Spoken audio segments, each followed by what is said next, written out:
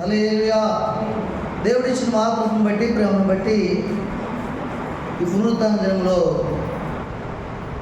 ఈ మధ్యాహ్నకాల సమయంలో దేవుడు మనకు సిద్ధపరిచిన ఆత్మ సంబంధమైన ఆహారం.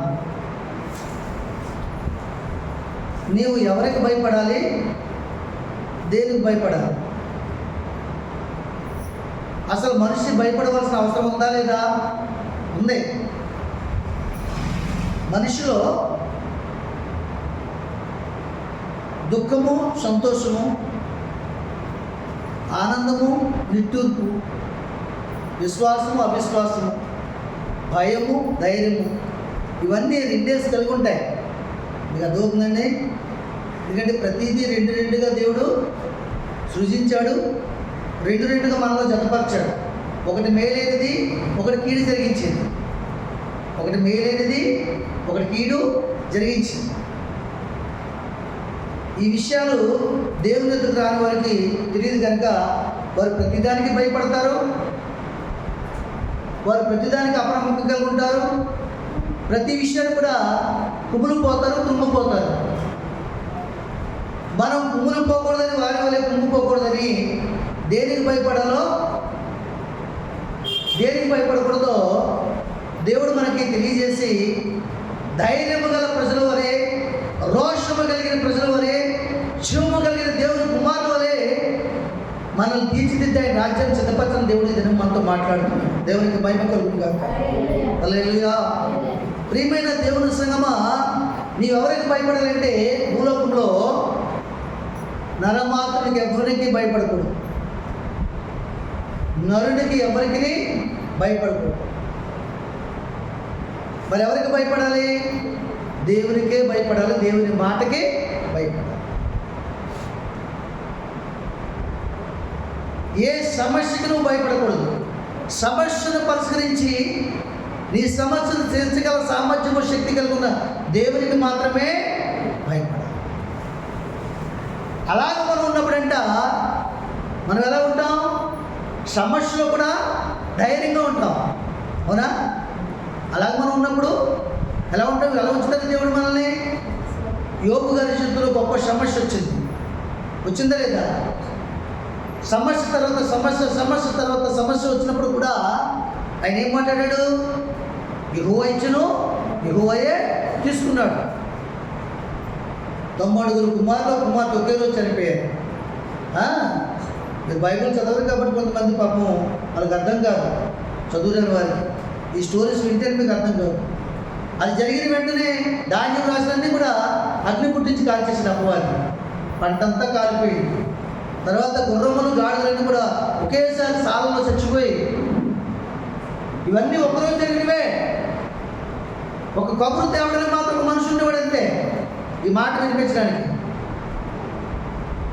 అన్నీ అయిపోయిన తర్వాత ఆఖరికి ఆయన శరీరానికి పెట్టాడు.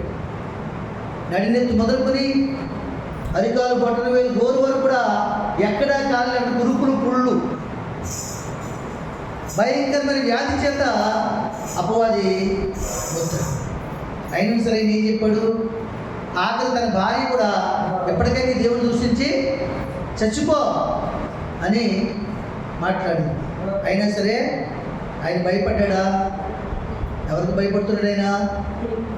దేవునికి భయపడి ఏం చెప్పాడు తెలుసు భార్యకి? మనము మేలు అనుభవించదగునా, కీడు అనుభవించదగదా? దేవుడిచ్చే ఆశీర్వాదాలన్నీ పొందుకోవడానికి మనకి ఇష్టపడి ఉన్నాం. ఆయన శిక్షమిస్తే మనకి అనుభవించడానికి మనకు మనసు లేదా? మురుకురాల వల్లే మాట్లాడగలడు. యెహోవా ఇచ్చాను, యెహోవాయే తీసుకున్నాను. ఆయనే ఇచ్చాడు, ఆయనే తీసుకున్నాడు. వారు అనుకుంటే మళ్ళీ ఆయన ఇస్తాడు, లేకపోతే లేదు. నేను మాత్రం దేవునికే భయపడతాను తప్ప ఏ విషయం అందు కుమ్ములుపోను, కృంగిపోను, ఎవరికి భయపడను, ఏ రోగానికి భయపడను. దేవునికి మహిమ కలుగుతారు. హల్లెలూయా. చాలామంది మనుషులు చాలా విషయాలకు భయపడిపోతారు. మొట్టమొదటిగా మనిషి భయపడి దేనికో తెలుసా? మరణానికి. అవునగా చెప్పు. చావు అంటే భయమే కదా? చావు అన్న భయమే, చచ్చిపోను చూసిన భయమే.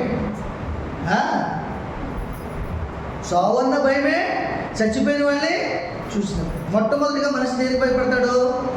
మరణానికి భయపడతాడు. అవునగా చెప్పండి. అవునండి రత్నం గారు, మనిషి దేనికి భయపడతాడు? మొట్టమొదటిగా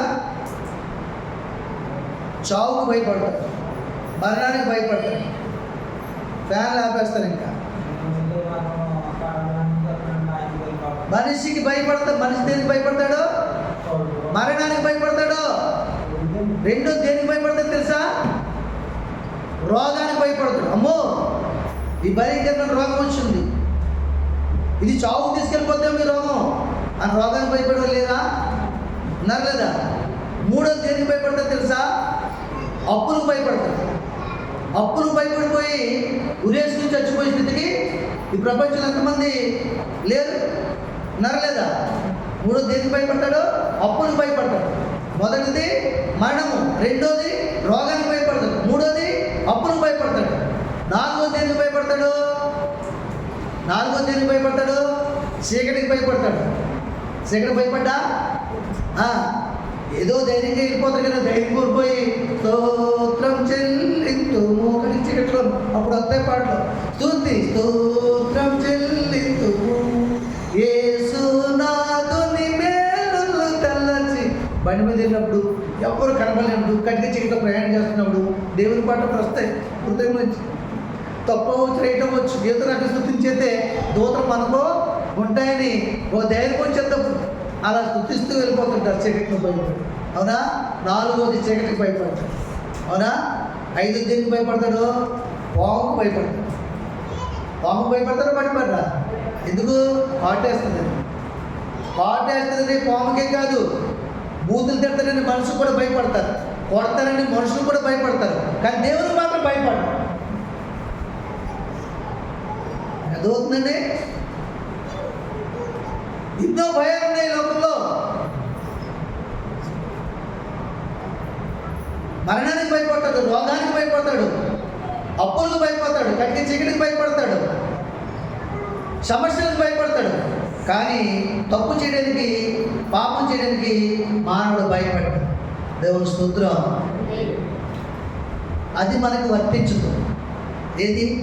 ఇప్పుడు వరకు వచ్చినటువంటి భయములు, మాట్లాడుతున్న భయాలు మనకు వర్తిస్తాయా? చెప్పండి. వర్తిస్తాయా? మనకు వర్తించవు. ఇవి ఎవరికి వర్తిస్తాయి? ఎవరికి వర్తిస్తాయి? ధైర్యం లేని వారికి వర్తిస్తాయి. ఏంటో ధైర్యం? మనకు ధైర్యం మనం నమ్మిన దేవుడే మనకి ధైర్యం. మరణం నుంచి తప్పించగల దేవుడిని కలిగి ఉన్నాం లేదు మనం? అమ్మా, మరణం తప్పించిన ప్రభు యెహోవా చెప్తుందా లేదా వాక్యము? మరణం అనే దాస్యమని కాటించి మనల్ని విడిపించి ఆయన మళ్ళీ స్వతంత్రంగా చేసినని చెప్తుందా లేదా? అప్పుడు మనం మరణానికి భయపడవచ్చా? చెప్పండి. చావుకు మనం భయపడవచ్చా? భయపడకూడదు కదా. రోగానికి భయపడవచ్చా? కొని ఏమండి, రోగానికి భయపడతారు కొంతమంది. స్వస్థపరిచే యెహోవాను నేనే తప్ప వేరొక దేవుడు నేను స్వస్థపరిచేవాడు లేడు అన్నప్పుడు కూడా రోగంకు భయపడిపోతాడు. అవునగా చెప్పండి. అప్పులు భయపడిపోతారు క్రైస్తవులైన కూడా. ఏమన్నా ఎందుకంటే భయపడాలి? అప్పులకి అప్పు చేసినప్పుడు ధైర్యం ఉందా? తీర్చేటప్పుడు ధైర్యం లేదా? ఏమండి, కష్టపడి తెచ్చుకుందాన్ని తినే సమయంలో ఉన్నటువంటి సంతోషము, శ్రమతోటి కష్టపడే సమయంలో కూడా సంతోషం. మనం కష్టపడి పనిచేసినప్పుడు కూడా, కష్టపడి పనిచేసినప్పుడు ఏం చేయాలి? సంతోషించి పని చేయాలి. అవునగా చెప్పండి. అప్పుడు యజమాని న్యాయం చేస్తాం, మరలా చేతులు పొందుకుంటాం. చెప్పలు కూడా దేవుని భయపరిచాం. నేను చెప్పకుండా కొట్టాలి మీరు కొన్ని మాటలకి, నిజమైన మాటలకి, సత్యమైన మాటలకి, మీకు తాకిన మాటలకు మీరు చెప్పాలొద్దా? చెప్పాలి. చీకటికి భయపడతాం మనం. ప్రజలందరూ చీకటికి భయపడతారు, కానీ చీకటి అంటే ఏం చెప్తుంది బైబిల్? చెప్పండి. చీకటి అంటే ఏం చెప్తుంది? పాపమే. చీకటి అంటే ఏంటి? పాపం. నిజానికి బయట చీకటి మనకి ఏం హాని చేయదు. ఆ చీకటిలో దెయ్యాలు రావు, అటు వాళ్ళు వెనకుండా ఇవన్నీ కథలు. ఇక అది వద్దా? నిజానికి లోకంలో చీకటి మనకి ఏం చేయదు, కానీ పాపం అనే చీకటిని చూసారు, అది మనకి హాని చేస్తారు. ఆ చీకటి కూడా భయపడవలసిన పని లేదు. మనం పాపం అనే చీకటిని పాల్గొనడానికి ఇదిగో లోక పాపం మోసుకుని దేవుని గురి పిలవాలి. నీ రాజు సాత్వికుడై, దేవుని మనసు కలిగిన వాడై, శరీరధారై, మానవుడు చేసిన ప్రతి పాపాన్ని కూడా, శరీర సంబంధమైన విషయంలో కూడా, శాపమును పాపమును కూడా తీసివేసి శుద్ధునిగా చేయడానికి, స్వతంత్రంగా చేయడానికి మానవనే ముని విరిచి మిమ్మల్ని మరలా స్వతంత్రంగా చేయడానికి లోకానికి వచ్చాడు. అవునా? పాపానికి మనం భయపడవలసిన పని లేదు. అవునగా చెప్పండి. భయపడకుండా పాపం చేసేయచ్చు. అంటే పాపానికి భయపడవలసిన పని లేదు. ఎప్పుడు నువ్వు పరిశుద్ధంగా జీవించినప్పుడు. అవునగా చెప్పండి. అంతవరకు నువ్వు పాపం అనేది నీ కళ్ళ కనపడినా, నీ కన్నుల్లో సర్పంలో వచ్చినా కళ్ళ ముందు దాన్ని తప్పక నువ్వు భయపడాలి. ఇప్పుడు ఒక మార్గం వెళ్తుంటాం, మనం వెళ్తున్నప్పుడు త్రోవలో పశువులు రెట్లు ఉంటాయి, కోళ్ళు రెట్లు ఉంటాయి, కుక్కలు రెట్లు ఉంటాయి. నడుచుకుని వెళ్తుంటావు, మంచి డ్రెస్సెస్ వెళ్తుంటావు. వాటన్నింటినీ ఏం చేసి తాకుతూ వెళ్తావా? తప్పించుకుని వెళ్తావా? చెప్పండి. వాటన్నింటిని తొక్కుని వెళ్తారని చెప్పండి. తప్పించుకుని వెళ్తామని చెప్పండి. తప్పించుకుని వెళ్తారు కదా. అలాగే సెల్ ఫోన్లో దేవుని సేవకు మాటలు వస్తున్నాయి. ఆ మాటలు మాత్రమే మనం వినాలి. అందులో చాలా నీచాతీచమైన కార్యాలు వస్తున్నాయి. యూట్యూబ్లో వస్తున్నాయి, ఫేస్బుక్లో వస్తున్నాయి, చిన్న చిన్న షార్ట్ మెసేజ్లు వస్తున్నాయి. వాటిని ఏం చేయాలి? ఈ తోవలో నీకు అసహ్యకరమైన ఎలాగైతే తప్పించుకుని వెళ్తావో దాన్ని రోలింగ్ చేయాలి. ముందు దాన్నే చూస్తున్నావు నువ్వు. నీకు కావాల్సిందే అది. ఎవరికి కావాలది? పాపులకు మాత్రమే పాపం కావాలి, పరిశుద్ధులకు అక్కర్లేదు. దేవుని స్తోత్రం. దేవుని పిల్లలకి పాపం చేయడం అది ఇష్టమా? కాదు. పాపము చేయడానికి తప్పగా భయపడాలి దేవుని పిల్లలు. పాపాన్ని చూడడానికి కూడా భయపడాలి. ఎందుకంటే పాపం ఏం చేద్ది? అక్కడ కూర్చోదు. అది నువ్వు చూసినంత మాత్రాన, నీ కన్నులో చూసినంత మాత్రం కన్నుతో అక్కడ కూర్చోదు. అది నీ హృదయంలోకి వెళ్తుంది, అది పెరుగుతుంది. ఇంకో పెద్ద కథ చూడమంటుంది, ఇంకో పెద్ద సీరియల్ చూడమంటుంది, పరిపక్వం అవుతుంది. ఆఖరికి ఏం కంటది? మరణాన్ని కంటది కదా. మరి సజీవుడైన రేషరక్తంలో కడుగుబడి నువ్వు కూడా మరణానికి పోతావు. దేవునికి భయపడుతూ ఉంటారు. మనమైతే మరణానికి భయపడవలసిన పని లేదు, రోగానికి భయపడవలసిన పని లేదు, అప్పులకు భయపడవలసిన పని లేదు, చీకటికి భయపడవలసిన పని లేదు, మనుషులకు భయపడవలసిన పని అసలే లేదు. ఏమంటే మనుషులకు ఎవరు భయపడతారు చెప్పండి? తప్పులు చేసిన వాళ్ళే భయపడతారు. అంతే కదా చెప్పండి. ఏమంటే మనుషులకు ఎవరు భయపడతారమ్మా? తప్పు చేసిన వాళ్ళు మాత్రమే భయపడతారు. ఒక స్నేహితురాలు భయపడుతుందని చూసి ఈమె తప్ప దగ్గర ఒకరోజు కనపడబట్టే అది ఎక్కడ బయటపడుతుందని అవునగా చెప్పండి. భయపడుతుందా? భయపడదా? భయపడుతుంది. మనుషులకు భయపడితే ఏమవుతుంది మనకి? ఉరి. దేవునికి భయపడితే రక్షణ. ఏమంటే మనుషులకు భయపడితే ఏమవుతుంది? ఉరి. దేవునికి భయపడితే రక్షణ. దేవునికి మహిమ కలుగుగాక. ప్రాణ పరిస్థితుల్లో కూడా మనం మనుషులకు భయపడకూడదు. మనుషులను ప్రేమించాలి, అభిమానించాలి, వారితో ఐక్యత కలిగి ఉండాలి. దేవుని ప్రేమ మనం వారికి చూపించాలి. అంతవరకే. ఎవరిని కించపరచకూడదు, ఎవరి గురించి చెడ్డగా మాట్లాడకూడదు. వారు చెడ్డవారైనప్పుడు కూడా వారి గురించి మాట్లాడడానికి నీకు కానీ నాకు కానీ హక్కులేదు. ఇది మనసులో అండర్లైన్ చేసుకోండి మీరు. చెడ్డవారైనప్పుడు కూడా ఇతరులు వారి గురించి మాట్లాడే హక్కు నీకు లేదు. ఎందుకంటే చెడ్డవారిని మంచి వారిని దేవుడు బ్రతికిస్తున్నాడు. ఈ లోకంలో బ్రతికిస్తున్నాడు లేదా? ఆయనకి లేని ఈర్ష నీకెందుకు? ఆయన వేచి చూస్తున్నాడు ఒక దినం వారు మార్చాలని.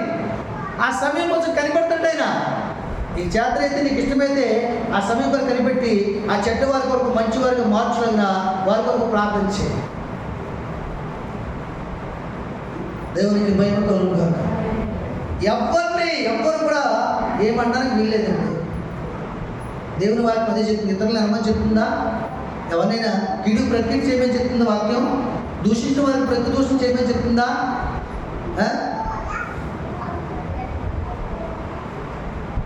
దూషించిన వారికి ప్రతి దోషం చేయమని చెప్తుందా వాక్యము?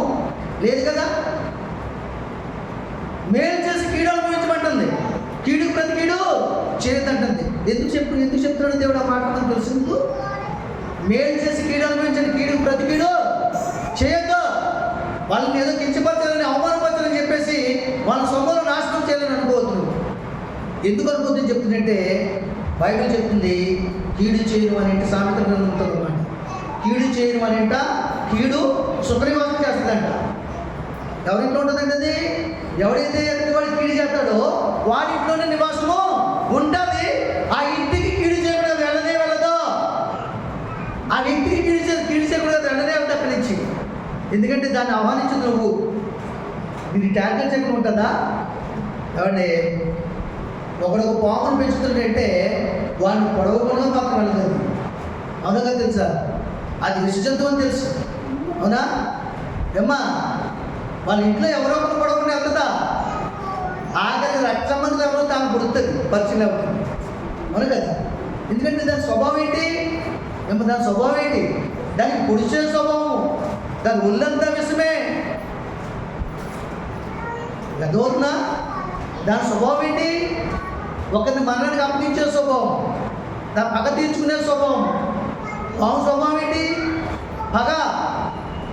పగ తీర్చుకోకపోతే ఏం చేస్తుందంటే అది 7 గోదావరి కానీ 7 సముద్రాలు కానీ దాటి ఆ వ్యక్తి దొరకకపోతే పగబట్టుడు తల రాయి పెట్టుకుని కొట్టుకు చచ్చిపోద్దంట.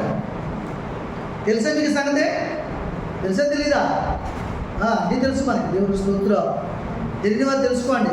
పగ ఏం చేస్తుందంటే నీకు కావాల్సిన వాటికి దొరకకపోతే నిన్ను నీవే చంపుకున్నట్టుగా చేస్తుంది. అవునా కదా. బైబిల్లో భక్తులు చూపిస్తాను మీకు, పగబట్టిన భక్తుల్ని. దావీదు మీద సౌలు ఏం చేసి పగబట్టలేదా? పగబట్టి ఏం చేశాడు? ఆకలి తన కత్తి దిగేసుకుని దాని మీద పడి చనిపడలేదా? ఆయుధం మంచిగా ఉపయోగించవచ్చు, చెడుకు కూడా ఉపయోగించవచ్చు. మంచిగా ఉపయోగిస్తే మంచి జరుగుతుంది, చెడుకు ఉపయోగిస్తే చెడే జరుగుతుంది. నీ ఇతరులకు కీడు చేసేవాళ్ళు ఉంటే నీ జీవితం అంతా కీడు అనుభవించవలసిందే. మేలు చేసేవాళ్ళు ఉంటే మేలు అనుభవిస్తాం. పోయిన శుక్రవారం నేను చేసుకున్న నిబంధన అర్థవుతుందా? నిబంధన ప్రజలుగా ఉండాలి. నిలబడతామో నిలబడలేమో ఇవన్నీ వద్దు. నువ్వు నిలబడితే నేను మాట్లాడుతానా లేదా? భవిష్యత్తు దేవుడు మాట్లాడతానా లేదా? నిలబడి జ్ఞాపకం రాదా? ఒకరిని వాదించేటప్పుడు, ఒకరిని బ్రతుకును దూషించేటప్పుడు, ప్రతిక్రియ చేసేటప్పుడు నీకు జ్ఞాపకం రాదా? ఈ నిబంధన జ్ఞాపకం వచ్చినప్పుడు నిన్ను అదుపు చేసుకుంటావు. అలాగా ఒకటి తక్కువ 7 మార్లు అదుపు చేసుకున్నప్పుడు 8వ నుంచి నువ్వు ఇంకొకరు చెప్తావు. చెప్పకూడదు, భయపడచ్చు. చెప్తావు, చెప్పవా? అనుభవం వస్తుంది రాదా? వస్తుంది. దేవునికి మహిమ కలుగును గాక. హల్లెలూయా. కనుక దేవుని సన్నిధిలో దేవుని అడిగిన వారు, దేవుడైతే ధైర్యం లేని వారు, నిరీక్షణ లేని వారు, దేవునికి బిడ్డలు కాని వారు, మరణానికి, రోగానికి, అప్పులకి, చీకటికి, మనుషులకి, సమస్యలకి భయపడదు తప్ప దేవుడిని అడిగిన వారు భయపడవలసిన పని లేదు. అవునంటారు కదంటారా? కాబట్టి దేవుని సంతానం దేనికి భయపడాలి? మనం దేవునికే భయపడాలి. ఎందుకంటే ఆ మరణం నుంచి తప్పించేది ఆయనే, ఆ రోగం ముట్టేది ఆయనే, స్వస్థపరిచేది ఆయనే, అప్పులు తీర్చేది ఆయన. బైబిల్లో అప్పులు తీర్చలేదు, ప్రవక్తకి ఇచ్చడం లేదా? అన్నీ తెలుసు. ఆధారపడాలి ఆయన మీద. ఆ చీకటిని పాల్గొలేదు ఆయనే. ఆ మనుషులు శత్రువులు మిత్రులుగా చేసేది కూడా ఆయనే. చేసాడు లేదా? ఆఖరి క్షణంలో చనిపోయింది ఒప్పుకున్నాడు లేదా? దావీదా, నాయనా, ఇన్నాళ్ళంత మంచివాడు నేను తరువాను, నీకు కీడు చేయడం నేను నా హృదయం అంతా పగనిప్పుకున్నాను. నేను ఇంత నీచుందా, దైవకుండా నన్ను అడలేదా? శత్రువు అయిన దావీదు పుత్రుడు అయిపోయాడు. దేవుడికి తెలుసు ఎవరిని ఎక్కడ ఉంచాలో, ఎక్కడ ఉంచాలో, ఏ కొంచెం ఎక్కడ తీసుకోవాలని బాగా తెలుసు. కాబట్టి మనం దేవుడికే భయపడాలి తప్ప మరి దేనికి